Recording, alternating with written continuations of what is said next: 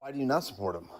Held civilly liable of abusing a woman, bragged about walking into the changing rooms of naked women while they're changing without the consent, said he would date a 10-year-old girl in 10 years, bragged about grabbing women by the without asking. We can point to the fact that he passed a big, beautiful bill which cut people off their access to health insurance by nearly 10 million people, cut people off their access to food stamps on average every single month to the tune of 2.5 million people on average every single month, over 420,000 children are cut off of free school lunch and breakfast on average every single month, to give disproportionate tax breaks to the rich and wealthy, and adds $3.4 trillion to the debt. He started a war with Iran unprovoked, which literally has also caused inflation to go up and the economic conditions in the country to become worse. Which one do you want me to tackle first? Oh, address whatever you'd be strongest in addressing. No, I mean, well, first of all, the stuff with you said changing rooms and all that stuff. Mm-hmm. Like I vote for him and I support him because of his policies and the effect that he has on the country. And I don't always agree with his personality outside of that, but that's not always what makes a great president great. Like if we were going on character and personality traits and stuff like that, Jimmy Carter and Gerald Ford would be great presidents, but they weren't. Okay, so what else do you want me to tackle? Wait, no. I do think that character is important, and I do think that obviously I would consider character within all of these points. And it's not just character, it's character plus policy. Now, let me ask you this question. Can you name a single economic metric that Trump has made better off since he got in office? For example, GDP growth, real median wage growth, inflation, unemployment, etc. Well, we've been producing the most energy that we ever have. That's not an economic metric that's gotten better off, like GDP, unemployment, inflation, etc. Being able to have an economy that produces the most energy that we ever have and become independent. We had that under Biden's administration, I would say that's economic. We had that under Biden's administration. Did you know that? And we have done way better than Biden's administration. Okay, and also, by the way, you can't give me any evidence that the growth rate of electricity development has increased under the Trump administration. There's no evidence for that, one. And two, again, not an economic metric. When I'm asking you for an economic metric, I'm asking you real GDP, real median wages, unemployment, inflation. Like, can you name one of those that's better off now than what was prior under the Biden administration? Well, it's not going to be now because we're in the middle of a shock because we're in a war. And who started that war? Trump started the war. So Trump caused the economy to be worse off, is what you just said? Sometimes it's temporary, brother. So Trump caused the economy to be worse off. Is that what you agree to? I would rather the economy be a little bit worse off temporarily than be in a nuclear standoff that has been happening. You know that Trump also got Iran closer. Wait, listen to this. Trump also got Iran closer to a nuclear weapon. Did you know that? No, he did not. How did he do that? Yeah, because he pulled out of the JCPOA, the Iran nuclear deal, that prevented their level of enrichment of uranium at 3.67% till 2030, which we could then renegotiate from that position, meaning it would still be capped at that level at this still point, at the point we are at today. And by the way, they got up to 60%. They got up to 60% enrichment of uranium prior to the strike we made about a year ago, because of the fact that Donald Trump pulled out of the JCPOA, which led to them enriching their uranium to a greater extent. They were already enriching the uranium. Wrong. Under the JCPOA, when the U.S. was involved, they were not enriching the uranium past the 3.67% level, and actually Donald Trump signed off on that fact. How can you prove that? When the IAEA had surveillance over their nuclear enrichment facilities, because we had surveillors within the context of these facilities at unprecedented levels that no country has ever seen before. I disagree with the fact that you think that Iran wasn't doing things off to the side. Yeah, there's no evidence of that. Trump actually signed off on the fact that they weren't doing that. Where did he sign off on that? In his first administration, before he pulled out of the Iran nuclear deal, he acknowledged that they were not enriching past the 3.67% number as identified by the IAEA. Where can we find that? Look up Trump signs off on the fact that Iran wasn't going past 3.67% level of enrichment of uranium under the JCPOA prior to 2018, and you'll see. Now the result of this war is going to be that they don't ever have the ability to produce any nuclear weapons. So yeah, wait, there's no evidence that we're going to prevent them from never ever being able to produce in the future. Obviously, they can get enriched uranium again, or uranium and then enrich it using centrifuges, right? Unless we have some sort of mechanism to prevent them from doing so, such as surveillance, which the Iran nuclear deal did establish and Trump pulled out of again. So Trump Well, got Iran closer to a nuclear weapon. Trump has made the economy worse off. Trump tried to undermine our democracy. Trump called for the termination of the Constitution. Trump literally called for the execution of some Democrats because they said to follow the law and to not follow unlawful orders. Okay, Trump is a horrible candidate for president. I can't believe that you still support this guy. no, come on. Because first of all, what was Trump elected to do? Make things better off economically, and he's done the exact Well, opposite. the main thing he was elected to do was handle the border, and he has handled the border better than any president in history. How has that benefited us? And also, by the way, he proved liberals right about the border. Do you want to know how? No, liberals came onto Trump's side because they realized Listen, how bad the border was. Trump proved liberals right with the border. Do you want to know how? No, oh, sure. Tell me how. He says now that the border can be secure without there being a wall. He didn't need a wall. Exactly. You don't need a wall Okay. to secure the border. Liberals were right. Then you guys said that they need legislation. So, and so all you this other agree liberals were right that you do not need a wall in order to secure the border. stuff. So you agree that Trump handled the border better than any president in history, and we are at the lowest rate that we've had in over 50 years of people coming across our border. And He has not being handled the border the encounters. best. Yes, I who's think handled the border better? You're gonna hate me for this, but You're gonna say Biden? No. yeah, way. I actually do think Biden handled the Come border better than on, Trump, dude. and Come that's on. because of my position. But I'll argue something that will be a little bit easier for you to understand. Barack Obama. Okay, Barack Obama. Do you think he handled the border better than Trump? I think he handled the border better than Biden. But that wasn't the question. Did he handle the Sure. border better than Trump? Well, if you're talking about getting the encounter rates down as low as possible, then I would say no. I don't think that's what's going to be the relevant point. I don't think we're just trying to reduce encounters. We're trying to go after people who are a threat to the safety and security of our population, which 20% of those Sure. deported under the Obama administration had committed a violent crime. Under the Trump administration, 5% of those have committed a violent crime. So they're actually proportionally at a 4 times the lower rate going after those that are a threat to the safety and security of our population compared to the Obama administration. Okay. Wait, and say that- also, if you compare the Obama administration, the very end of Obama's term, to to Trump's first term, actually there was an increase in border encounters under Trump's first term. So under your view, right, you would think that Trump is actually worse for the border than Obama. Well, I wouldn't say anymore. You gotta see how recent it is now, because we just had a net decrease in migration. for Yeah, the but like first that time same ever. notion would then understand that, or then say that Obama was better at the border than Trump's first term. Do you agree with that? Because Obama had less encounters. Yes. I could probably get on board with conceding that if he did, if that's Yeah, true. he did. So then you would say Trump's first administration, right, was worse than Obama's administration. When it comes to the border, Yeah. I mean, it's debatable. I would like to look at it. I know the migration has always ticked up. So It's you- kind of like you have to say yes. If you don't say yes, then you concede that it's not just border encounters that you look at. Well, I think border encounters is one of the biggest indicators for sure. No, I'm going to look at the impact on the country. And again, you can't mention any metric of the economy that's better off since Trump got in office. You can only mention things that have gotten worse off. So how are you measurably better off in any way because of Trump's mass deportation policy? I never said that I would be able to name all these metrics. I said that we are in a How are you war. better off in any way?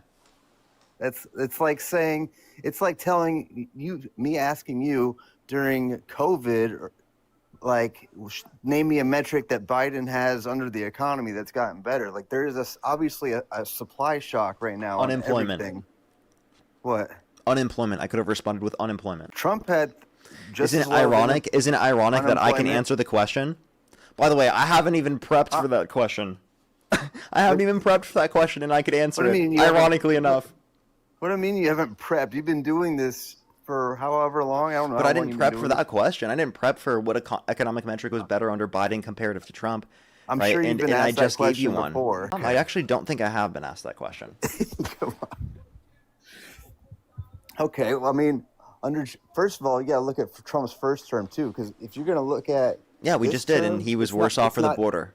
It's not over yet. His if first you were administration looking- is, and under his first administration, the border got worse, right? Trump presided over the lowest official poverty measure that America has ever seen. That's wrong. How is that wrong? Poverty was lower under the Biden administration, No. and it's been lower historically. Poverty rate U.S. by year. Take a look. Are you sharing a screen or what? No, I'm not sharing screen, but Okay. under his first term, the lowest level was 11.9%. No. In 2024, it was 10.6. In 2023, it was 11.1. In 2022, it was 11.5. 3 years under the Biden administration had lower levels of poverty comparative to the Trump administration's lowest rate in 2020, or in 2019. Sorry, you just left the app. I can't hear you currently. No, I know. I'm looking up for myself real quick. 1 second. Okay, give them a second, everybody, while he tries to find that information. And by the way, poverty was lower in also 2000. Yeah, I got 2019 at 10.5% being the lowest. Wait, hold up. This is showing me a different number. I'm looking at the U.S. Census Bureau, and Yeah. again, it was, well, this one actually is giving different numbers, but it still Official says in pop. 2000 it was lower. So regardless, it wasn't the lowest under Trump, based on any measure I see. What do you mean? It's historical low. It's 10.5% in 2019. Wait, I literally just went over how that you said 2019. No, 2019 was 11.9. I don't know what you're looking at. Census. On the Center of Budget and Policyprojects.org. Okay, wait, tell me the title. Yeah, I see here it was 10.6% for 2024 on the census. And it says for, let me see, for 2019. 2019 census. 10.5. It says, well, it's not, it's only telling me the updated. So, I mean, again, you look, tell me what map you're looking at, and I'll tell you how you're wrong. So technically there are different poverty measures. So that's probably why we're getting different numbers here, by the way, just letting you know. So I need I'm to look looking at at the official poverty measure, the OPM. Okay. Yeah, and what are you looking at? What's the title? Because there's also supplemental poverty measure here. That's what it says there. Your OPM is what you're looking at? Because I was looking at supplemental poverty measure. Yeah. Okay, here, I'll look up OPM. And what are you reading it from? I was reading USAFacts.org. Based upon OPM, it was lower in 2023 and 2024. It was 11.1 in 2019 under OPM. No. What? Yeah, you can take a look at it if you look at OPM. Are you there, bro? Well, now I'm looking at the Census Bureau, and it says 10.5 for 2019. Wait, tell me the title. I don't see 10.5 anywhere for 2019. Income and poverty in the United States, 2019, from the Census Bureau. Income and poverty, United States, 2019. Now go down to poverty, the little sub-paragraph or list that says poverty in the first sentence. The official poverty rate was 10.5%, down from 1.3%. This is a different measure then? This is Figure 7 and Table B5. The official poverty Figure measure, 7 and Table B5. All right, here we go. The lowest we've ever had. Wait, I have to look at that measure. Give us 1 second. Did you click on the table at all? No, I didn't click on the table. Because you have to make sure you're using that same measure to say that that's the lowest level of poverty in history. Which, by the way, this analysis doesn't even look at. I just want to clarify. Let's see if we can see this real quick. Here we go. Poverty rates by year. Okay, these are specifically different by race. Let me see overall. Here we go. All 2019. It only goes up until 2019. This data, and it says. Well, yeah, that's from the 2019 census. Okay, and these numbers have been updated, right? These numbers have been updated, correct? I don't know what you mean by that. Yeah, like these numbers have been updated, right? Because this is under the number until 2019, and there's not a single measure, because I don't see any other measure that says that. This is really confusing. If you look at estimated poverty from the U.S. Census Bureau, if you look at it on Fred, you see that it was lower in 2000. If you look at under the OPM, you see that it was lower then. I mean, I genuinely, the only place I see it is this specific thing where it says 10.5, and no other source claims this. I do see where you're seeing this though, so that is confusing. But do you think he did anything to cause this? Absolutely. What did he do? Oh, also, wait, by the way, your own source says that it was lower in 2002, and it was just as low in 2003. Where does it say that? Wait, actually, wait. No, I looked at. Wait, let me clarify. Hold up. I looked at it I scrolled down too far on accident. You're wrong. I was wrong. I apologize. I scrolled down and it showed me for a different demographic than for overall. It does say it was the lowest for that level. Do you want to address any of those other points though? What other points? One, you have to say specifically Do you think that he did anything to cause this? 2, all other data indicates otherwise. Either this got revised or these numbers are under a different measure. I don't think it specifies the measure on here on table B5. I think it says official poverty measure. Where does it say that? I can try to scroll and find it, but I don't see that. Thank you for the galaxy, by the way. Thank you very much. Yeah, I would have to see. Yeah, I just saw 2024 had 10.6% of OPM. Yeah, these are saying that they're these are estimates that I think have been revised. Because if I look up U.S. poverty rate by year census, let's see what comes up right now. Historical poverty tables, and let's go to number in poverty and poverty by here, percent of people in poverty by state. No, we want to know overall. That's by all of these have like the specifics here. I need to click on, give me 1 second, I need more specified data. You swiped out of the app, by the way. We can't hear you, just letting you know. Yeah, for sure. I'm trying to find some stuff for you too. Yeah, based on what I see, that those numbers have been revised. Because I'm clicking at here. Let me see. I'm on census now. Does this tell me specifically for the different years? Poverty status last 12 months. That's just for right now. Okay. Yeah, this is gonna be a little confusing to find right now on the stream. When you go to St. Louis Federal Reserve, it says that the number for 2019 is 12.3%. That's probably the SPM. This is under it says wait, hold up. I don't even know where it has that listed. I mean, I'd have to check. Either way, like, wait, well, why do you accept the OPM over the SPM? Do you even know the difference? The SPM is with like handouts and stuff, I believe. The official in poverty, I don't know. I just know it's called the official poverty measure, and it names how many people are in poverty. And then the supplemental is like people who are in poverty with even when they're getting supplements. Push the galaxy. Do you know? Okay, so like why would you say that? I mean, that would be something to consider, whether or not someone would be in poverty, would be whether or not they're getting supplemental. But I think your purpose, like, either you don't understand it or I mean, we'll come from that. You don't understand it. There are different measures. You're right for that. And under any of the measures you look at, under the U.S. Census Bureau data, none of them indicate the lowest level of poverty was specifically 2019. The only thing that you have that from is from data that was revised. No, I got it. .org is also saying the exact same thing. What's the title? And it's from Poverty in the United States, debt.org. Poverty in United States, debt.org? Yeah. Okay. All right. Let's see if they have a year by year for this. Where does it say year by year? No, just go to what is the definition of poverty in America? Yeah. It only tells you the level of current population in 2022. Go to the third paragraph under that. Okay.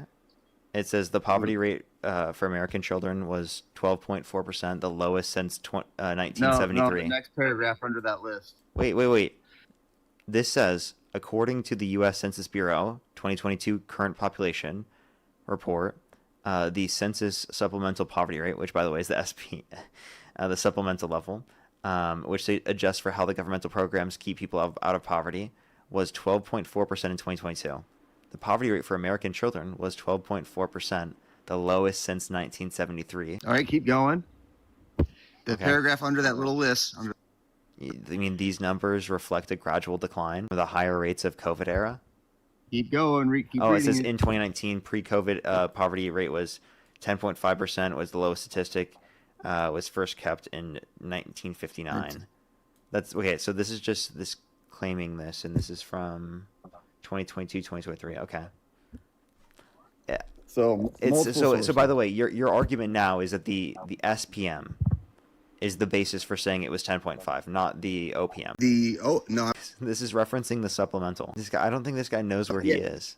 Well, either way, it's the lowest. All I know, I don't study poverty measures, but I just know that Trump had the lowest that America's had since they started keeping it in 1959.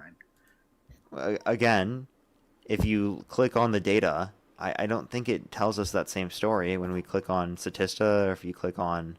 It just said that. What do you mean? You just read it out loud. No, so I think I now see Okay, I think we're just seeing a bunch of different measures. I'm seeing a different measure from a bunch of different sites right now. I think it's just dependent on the. I don't have an issue with acknowledging this if it's true. I think we're seeing conflicting information. Sure. Can you agree? Like, Agree what? can you agree that there's conflicting information here that's not pretty clear? There is multiple sources. I'm sure that there's an SPM and an OPM, and I'm sure one of them Trump had the lowest that there's ever been. I'm sure maybe the other one he didn't. I don't know. So there might be some conflict there. But to say that like Trump hasn't presided over really strong economy in his first term before COVID hit, and now he's monumentally changing things in his second term to make sure that America will be better off in the long run, and he's willing to accept the short-term consequences that are happening to make a greater change, is where I'm at and why I support him. He is getting Iran away from a nuclear weapon. Can we not pivot before then? We already showed you how he got closer to a nuclear weapon because of pivot that. Off what? What do you want me? What do you think I'm pivoting from? Yeah, we were talking about poverty, okay, and how Yes. we were acknowledging specifically that the at least the rates are confusing. Some measures indicate different things depending on the measure you're looking at, and I think it's pretty unclear. I mean, even so, like it seems like any measure you use, there was technically a different point, whether it be 2023 or 2024 that it was lower, or it be 2000 that was lower. It seems like that was true for all of them, except for the one thing that you brought up, which I don't even know what measure it was going over. You didn't specify whether it was OPM or SPM. So Well, the Census Bureau said it was OPM. wait, That's what you usually go off, isn't it? Yeah, I understand, but what you're not. Actually, the Census Bureau said it was SPM, right? No, OPM. OPM, but what you just cited said it was SPM. Because I'm just trying to Google and trying to exit out So of do the you app. guys now you're getting different numbers for OPM and SPM than what you were citing earlier? I'm still getting the same number, 10.5, and I'm still getting the fact that it says it was the lowest that it's ever been since we've recorded the poverty measure. Those things are consistent. Alrighty, let's just move past this at this point. Okay. Now I want to talk about Can we? the economic when I say measure. move past that, I mean, cuts? How about no tax on tips? I mean, No tax like, on can you just tell me like why you think Trump caused the poverty rate to go down? because he presided over a stronger economy with his legislature. The big bill that he had, not the one big beautiful bill, but the Tax Cuts and Jobs Act.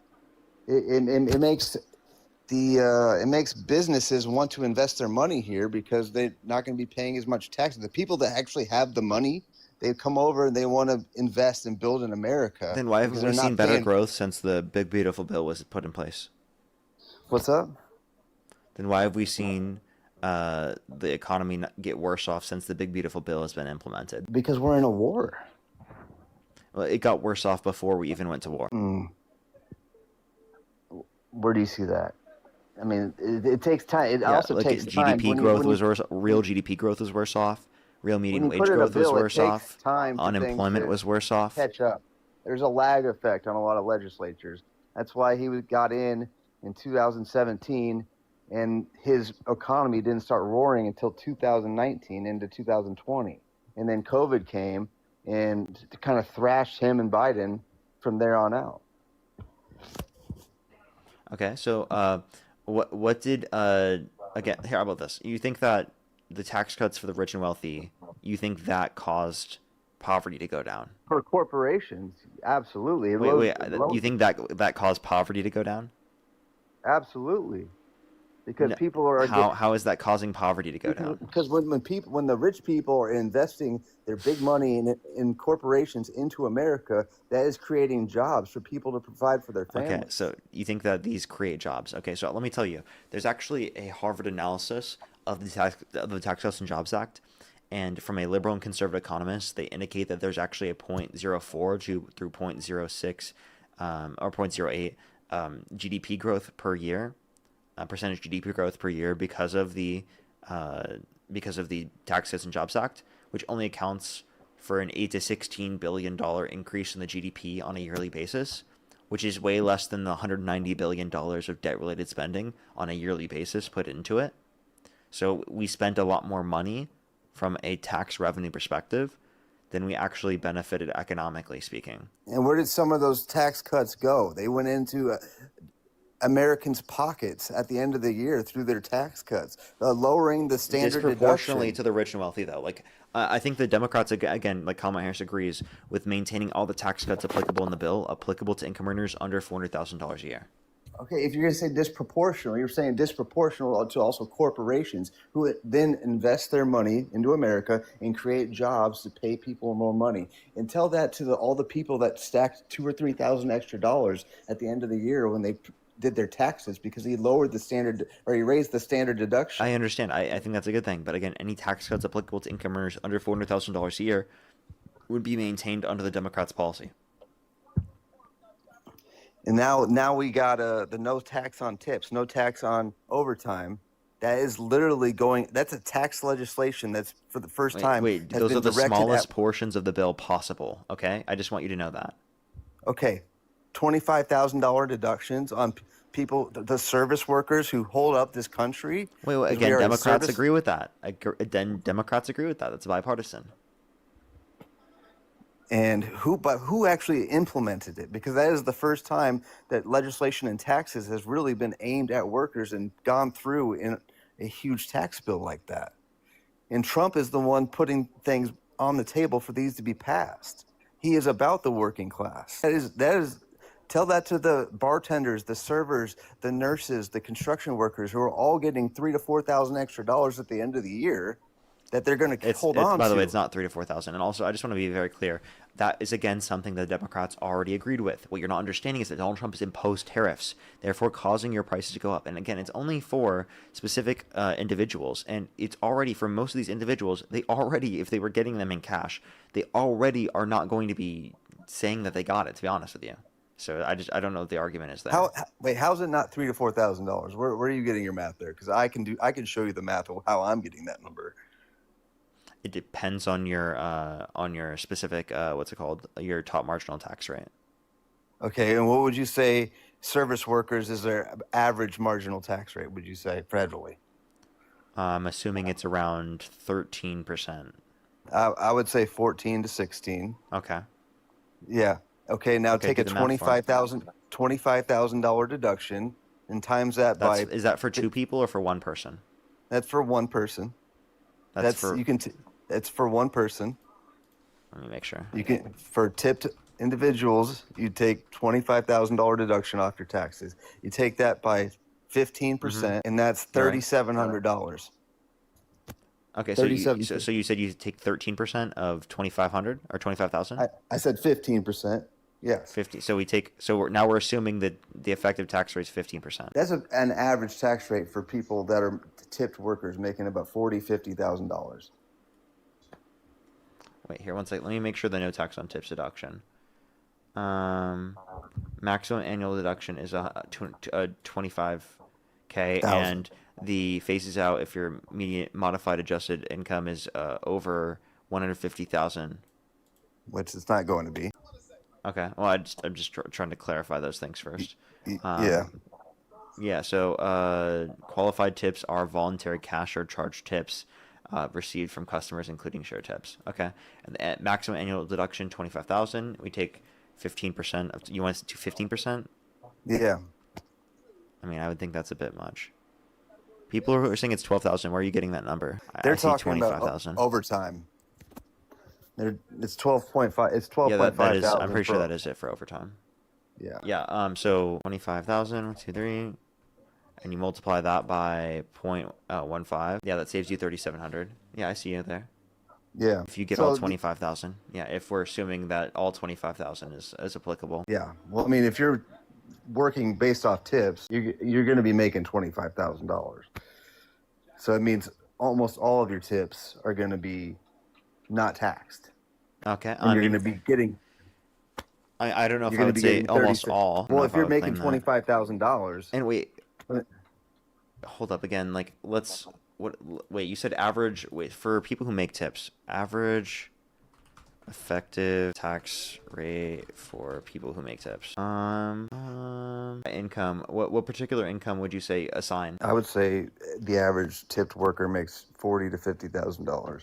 Okay, which the average effective tax rate is around 3.7%. Is around what? It says 3.7%. No, you gotta. We're talking about the marginal tax rate. What do you mean 3.7%? Oh, okay, yeah. Of course, we're talking about marginal tax rate. That's around 10% then. Where do you get? It's Let around me 10 look or at the tax. 12%. If you look at tax brackets, let me make sure. Let me look at a tax bracket too. The tax brackets are. Wait, hold up. What the? Why is it giving me for South Africa? What the? Yeah, it's gonna be. I mean, I guess it could be up to 22. Yeah, I think it's gonna be a bit vague here. Either way. Let's let's assume that number. Okay. Okay. How much of that is getting eat up by the amount of tariffs? And how long is this in play?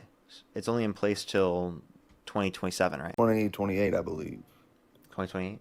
Yeah, So it's in yeah, place. and Why did they only do it for a few years? almost every tax cut has been temporary and then has been extended, just like the Tax Cuts and Jobs Act. But like, why did they make But it so short? Like they could have made it longer, like the Tax Cuts and Jobs Act. They could have gone for like 10 years. Why didn't they do that? well, they're going to extend it. If you guys want to run on not extending it, I mean, please be my guest Wait, no, because again, we already agreed with passing this. Okay, this is something that Democrats already agreed upon. Okay, and you're trying to parade this as the best bill. well, this is Trump's bill. I don't know what you mean. You guys already Wait, agreed on do it. you Why didn't understand that we Obama can put agree with something like this we in? can agree with certain aspects of it, but we disagree with most of it? Like again, most of the tax cuts in this bill they go to the rich and wealthy. This also cuts people off their access to health insurance to the tune of 10 million people through the context of Medicaid.